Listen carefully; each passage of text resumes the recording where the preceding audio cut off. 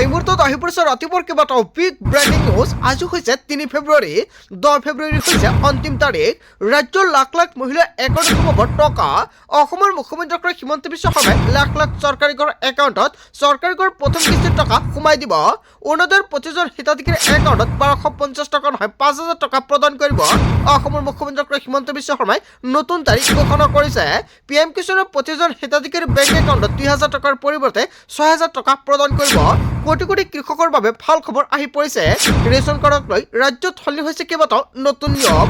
নতুন নিয়মেৰে সংগ্ৰহ কৰিব লাগিব ৰেচন। কিবা অসুবিধা হ'লে দিব পাৰিব অভিযোগ।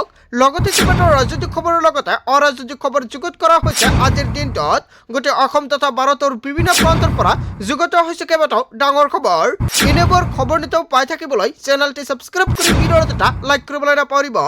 আজিৰ আমাৰ প্ৰথম খুবেই গুৰুত্বপূৰ্ণ খবৰ হৈছে অসমবাসীৰ বাবে এটা ডাঙৰ খবৰ। ১০ ফেব্ৰুৱাৰী হৈছে অন্তিম তাৰিখ। ৰেচন কাৰ্ডৰ হিতাধিকাৰীলৈ মুখ্যমন্ত্ৰী ডক্টৰ হিমন্ত বিশ্ব শৰ্মাৰ আহ্বান। যদি আপোনাৰ ৰেচন কাৰ্ড আছে তেনে ক্ষেত্ৰত আপোনাৰ বাবে মুখ্যমন্ত্ৰী ডক্টৰ হিমন্ত বিশ্ব শৰ্মাই কেইবাটাও বৃহৎ সিদ্ধান্ত গ্ৰহণ কৰিছে। শীঘ্ৰে সংগ্ৰহ কৰক আপোনাৰ ৰেচনৰ সামগ্ৰী। চলি আছে অন্ন সেৱা সপ্তাহ। নতুন নিয়মেৰে সংগ্ৰহ কৰক ৰেচন। যদি আপুনি ৰেচন পোৱা নাই তেন্তে শীঘ্ৰে কৰক ই-KYC নকৰিলে আপুনি কিন্তু ৰেচন নাপাব। ই-KYC নকৰা গ্ৰাহকে নাপাব ৰেচনৰ চাউল। ৰেচনৰ দোকানীয়ে চাউল কমকৈ দিলে অথবা দোকান বন্ধ ৰাখিলে দিয়ক আপুনি অভিযোগ। ডায়েল কৰক 180034536111। ফোন নালাগিলে আপুনি মেছেজ কৰক এই নম্বৰটোতে। কেৱল এয়াই নহয়, হেল্পলাইন নম্বৰটো হৈছে 1967। এইটো নম্বৰতেও কল কৰি দিব পাৰিব অভিযোগ।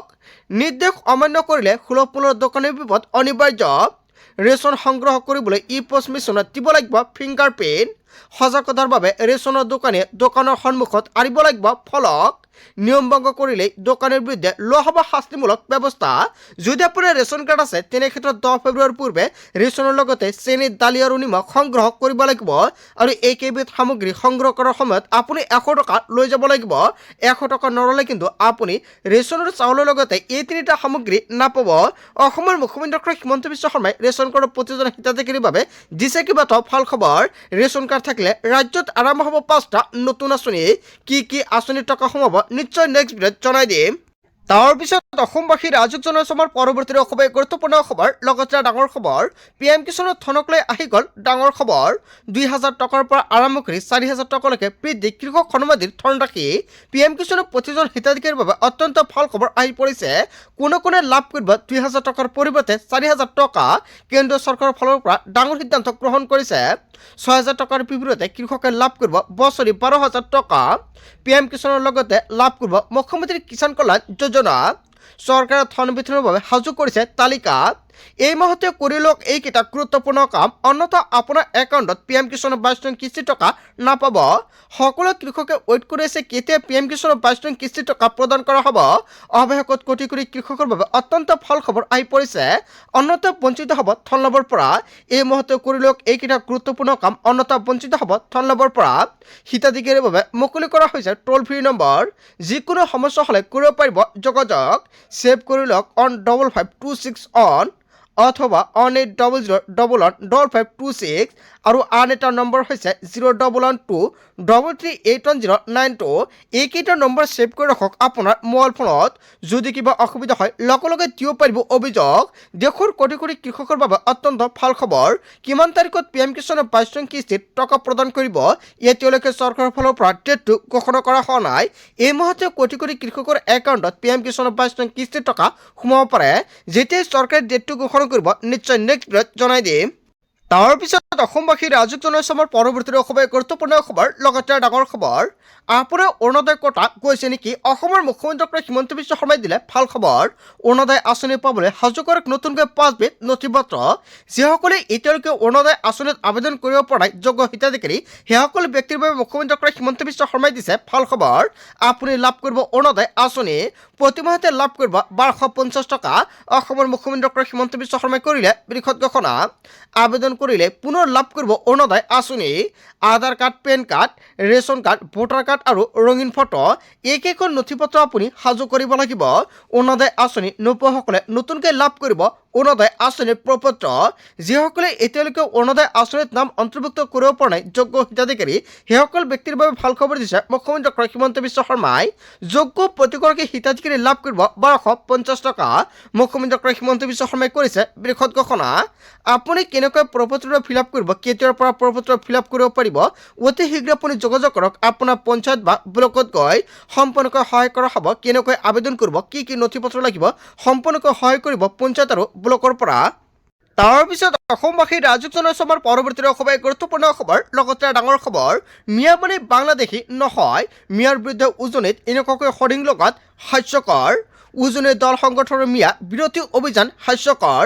অবৈধ বাংলাদেশীৰ বিৰুদ্ধে প্ৰতিবাদ কৰিলে আপত্তি নাই, কিন্তু তেওঁলোকে মিয়াৰ বিৰুদ্ধে প্ৰতিবাদ কৰি ভুল কৰিছে। মিয়া মানে হৈছে বাংলাদেশী নহয়, হয় এনেকুৱাকৈ ডাঙৰ মন্তব্য কৰিছে। দল সংগঠনসমূহে বিজেপিৰ উচিতলিত এই কাম কৰি আহিছে। চান্দা সংগ্ৰহ কৰা পাৰ্টীয়ে মিয়া বিৰোধী অভিযান চলাইছে। এইসকলক চিনাক্ত কৰি আইনী ব্যৱস্থা গ্ৰহণ কৰিব লাগে। তেওঁলোকে বিভিন্ন উচতনি দিয়ে, কিন্তু কিয় ব্যৱস্থা গ্ৰহণ নকৰে? অসমত তেওঁলোকৰ পৈতৃক সম্পত্তি নহয়, আমি তেওঁলোকৰ কথা নুশুনো। হয়, অসম তেওঁলোকৰ পৈতৃক সম্পত্তি নহয়, কিন্তু উজনি অসমৰ দল সংগঠনক হুংকাৰ অসম সংখ্যালঘু সংগ্ৰাম পৰিষদৰ। হয়, অসম সংখ্যালঘু সংগ্ৰাম পৰিষদৰ ফালৰ পৰা যিকেইটা প্ৰশ্ন উত্থাপিত কৰিছে জনতাই কি ক'ব? তাৰপিছত অসমবাসী ৰাজুক জনাইছে আমাৰ পৰৱৰ্তী খুবেই গুৰুত্বপূৰ্ণ খবৰ, লগতে ডাঙৰ খবৰ। মিয়া খেদি অসম বাংলাদেশ হোৱাৰ পৰা ৰক্ষা কৰক। বাংলাদেশীৰ মিয়াৰ আগ্ৰাসনৰ বিৰুদ্ধে জাগি উঠিছে ৰাজ্যৰ দল সংগঠন। মিয়া খেদক অসম বচাওক, থলুৱাক নিযুক্তি দি মিয়া খেদক। মিয়া খেদি অসম বাংলাদেশ হোৱাৰ পৰা ৰক্ষা কৰক। জাগিলে অসম বাচিব দেশ, নহ'লে হ'ব বাংলাদেশ। এনেকুৱাকৈ শ্লোগান দিছে। এই সংকল্পৰে ওলাই আহিছে অসমীয়া যুৱ মঞ্চ। আমগুৰি গাইপথৰ কাষত হোল্ডিং আৰি এনেকুৱাকৈ মিয়াৰ বিৰুদ্ধে হুংকাৰ সংগঠনটোৰ। মিয়াক মিয়ালেণ্ড লাগে, মিউজিয়াম লাগে। কেৱল এয়াই নহয়, জলাশয়ৰ মাটি সত্ৰৰ মাটি কব্জা কৰিলে মিয়াই। মিয়া মানে সকলো অপৰাধী চোৰ ডকাইত সকলো মিয়াই। এনেকুৱাকৈ মিয়াৰ বিৰুদ্ধে কেইবাটাও বৃহৎ অভিযোগ উত্থাপিত কৰিছে সংগঠনকেইটা। মিয়াক টালি টোপোলা বান্ধি বাংলাদেশলৈ খেদি পঠিওৱাৰ আহ্বান সংগঠনৰ। হয়, সংগঠনটোৱে এনেকুৱাকৈ বিস্ফোৰক মন্তব্য কৰি আছে। ইয়াৰ বিষয়ত জনতাই কি ক'ব? যদি জনতাৰ কিবা মন্তব্য কৰিব লগা থাকে আপোনালোকৰ মন্তব্যটো নিশ্চয় কমেণ্ট কৰি জনাই দিব। তাৰপিছত অসমবাসী ৰাজুক জনাইছে আমাৰ পৰৱৰ্তী খুবেই গুৰুত্বপূৰ্ণ খবৰ, লগতে ডাঙৰ খবৰ। মিয়াক ৰিক্সা চলাবলৈ নিদিওঁ বুলি কোৱা মুখ্যমন্ত্ৰী ডক্টৰ হিমন্ত বিশ্ব শৰ্মাক প্ৰত্যাহ্বান। মুখ্যমন্ত্ৰীয়ে কালিৰ পৰা ৰিক্সাৱালাই সন্তানক ডক্টৰ বনাই আছে। দুদিন পিছত ৰিক্সাৱালাৰ সন্তান চিকিৎসক হ'ব। হয়, এনেকুৱাকৈ ডাঙৰ মন্তব্য কৰিছে। AIIMছত ডিব্ৰুগড় বৰপেটাত ডক্টৰ পৰিছে ৰিক্সাৱালাৰ সন্তানে। ৰিক্সাৱালাৰ সন্তানে ইণ্ডিয়ান আৰ্মিত যোগ দিছে। কষ্ট কৰি বৰ্ডাৰত গৈ চীন পাকিস্তানৰ বিৰুদ্ধে ভাৰতৰ হৈ যুঁজিব। মুখ্যমন্ত্ৰীয়ে যিমানে গালি পাৰিব পাৰক, আমাৰ মানুহখিনি সজাগ সচেতন হ'লেই হ'ল। আজি ৰিক্সা চলোৱাৰ পিতৃয়ে কাইলৈ পুত্ৰক চিকিৎসক বনাব লাগিব। আমাৰ পূৰ্বপুৰুষে নিজ মাতৃভাষা বিসৰ্জন দি অসমীয়াক আঁকোৱালি লৈছে।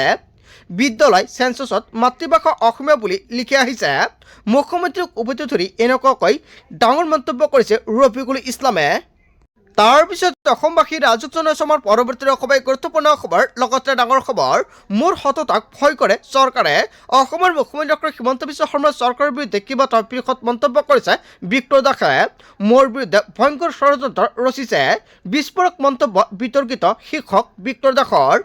কামৰূপ জিলা ন্যায়াধীশ আদালতত হাজিৰ বিক্টৰ দাস, আৰু আদালতত হাজিৰ হৈ গজি উঠিল বিক্টৰ দাসে। মোক ৰাজবন্দী কৰি ৰাখিছে ৰাজ্য চৰকাৰে। মোক বন্দী কৰি ৰাখি জিনজেটক ভয় খুৱাব বিচাৰিছে। ইয়াৰ বৃহৎ ষড়যন্ত্ৰ। যুৱ প্ৰজন্ম সকলোৱে বুজি পাইছে। যুৱ প্ৰজন্মই জুবিনদাৰ ন্যায় হকে মাত মাতিব লাগিব। বিক্টৰৰ বিৰুদ্ধে সৰ্বমুঠ 52টা গোচৰ পঞ্জীয়ন হৈ আছে, আৰু ইয়াৰ মাজতে ৰাষ্ট্ৰদ্ৰোহৰ গোচৰত বন্দী হৈ আছে বিক্টৰে। মোৰ সততা ভয় কৰে চৰকাৰে। এনেকুৱাকৈ কেইবাটাও ডাঙৰ হুংকাৰ প্ৰদান কৰিছে বিক্টৰ দাসে। তাৰপিছত অসমবাসী ৰাজুক জনাইছে আমাৰ পৰৱৰ্তী খুবেই গুৰুত্বপূৰ্ণ খবৰ, লগতে ডাঙৰ খবৰ। অবৈধ বেদখলকাৰীৰ কবলত বিজেপি। অবৈধ বেদখলকাৰীৰ বিৰুদ্ধে এনেকুৱাকৈ কেইবাটাও বৃহৎ মন্তব্য কৰিছে অবৈধ বেদখলকাৰীৰ চৰ্দাৰ হিমন্ত বিশ্ব শৰ্মা। অবৈধ বেদখলকাৰীয়ে এতিয়া বিজেপি চলাই আছে। পুৰণি বিজেপি বুলিবলৈ এতিয়া কোনোৱেই নাই। অবৈধ বেদখলকাৰীৰ কথা মতো চলে এটা ৰাজ্যিক বিজেপি পুৰনো বিজেপিৰ কোনো নেতাই গুৰুত্বপূৰ্ণ দায়িত্বত নাই এনেকুৱাকৈ ডাঙৰ মন্তব্য কৰিছে লাঞ্ছিত বঞ্চিত হয় দুখ যন্ত্ৰণাৰ মাঝাৰে আছে পুৰনো বিজেপি নেতা প্ৰাৰ্থীত্বৰ তালিকাতো অবৈধ বেদখলকাৰীয়ে বেছি থাকিব মুখ্যমন্ত্ৰী আৰু ৰাজ্যিক বিজেপিৰ সভাপতিৰ মাজত মিল নাই মুখ্যমন্ত্ৰীয়ে য'তেই গৈছে তাতে প্ৰাৰ্থীৰ নাম ঘোষণা কৰিছে কিন্তু দিলীপ শইকীয়াই সেই প্ৰাৰ্থীৰ নাম চূড়ান্ত নহয় বুলি কৈছে পুৰণি বিজেপি নেতা কৰ্মী একেবাৰে নাইকিয়া কৰি পেলালে অসমত অবৈধ বিদেশী আৰু বিজেপিত অবৈধ বেদখলকাৰীৰ আগ্ৰাসন মন্তব্য কৰিছে অজাপৰ সভাপতি লুৰিণজ্যোতি গগৈ হয় লুৰিণজ্যোতি গগৈ যিকেইটা মন্তব্য কৰিছে জনতাই কি ক'ব তাৰ পিছত অসমবাসী ৰাজকীয় অসমৰ পৰৱৰ্তী খুবেই গুৰুত্বপূৰ্ণ খবৰ লগতে ডাঙৰ খবৰ অৰুণোদয় আঁচনিৰ বাহিৰে সকলো আঁচনি কৰা হ'ব বন্ধ অৰুণোদয় আঁচনিৰ বাহিৰে ৰাজ্যত নাথাকিব আৰু আন আঁচনি লাখ লাখ হিতাধিকাৰীলৈ বেয়া খবৰ ডাঙৰ ঘোষণা কৰিছে বিধায়ক অখিল গগৈয়ে অসমত থাকিব কেৱল মাত্ৰ অৰুণোদয় আঁচনি চাকৰি নকৰা প্ৰতিগৰাকী মহিলাকে দিয়া হ'ব অৰুণোদয় আঁচনি প্ৰতিগৰাকী অৰুণোদয়ৰ হিতাধিকাৰী পাব ৩,০০০ কোটি টকা পেঞ্চনৰ লাভ কৰিব ৩,০০০ কোটি টকা বৃদ্ধ পেঞ্চনৰ ৩,০০০ টকা প্ৰদান কৰা হ'ব আন সকলো হিতাধিকাৰী আঁচনি বন্ধ কৰি অপব্যয় ৰোধ কৰা হ'ব ৰাজ্যৰ দলে চৰকাৰ গঠন কৰিলে এই ব্যৱস্থা গ্ৰহণ কৰা হ'ব বৃহৎ ঘোষণা কৰিছে ৰাজ্যৰ দলৰ সভাপতি অখিল গগৈয়ে অৰুণোদয় আঁচনিৰ বাহিৰে সকলো আঁচনি বন্ধ কৰা হ'ব অখিল গগৈয়ে যিটো মন্তব্য কৰিছে আপুনি কি ক'ব বন্ধু বান্ধৱীসকল গোটেই অসম তথা ভাৰতৰ বিভিন্ন প্ৰান্তৰ পৰা যুগত হৈছে কেইবাটাও ডাঙৰ খবৰ এনেবোৰ খবৰ নিতৌ পাই থাকিবলৈ চেনেলটি ছাবস্ক্ৰাইব কৰি ভিডিঅ'ৰ এটা লাইক কৰিবলৈ নাপাহৰিব সো থ্যাংক ইউ ফৰ ৱাচিং ফুল ভিডিঅ'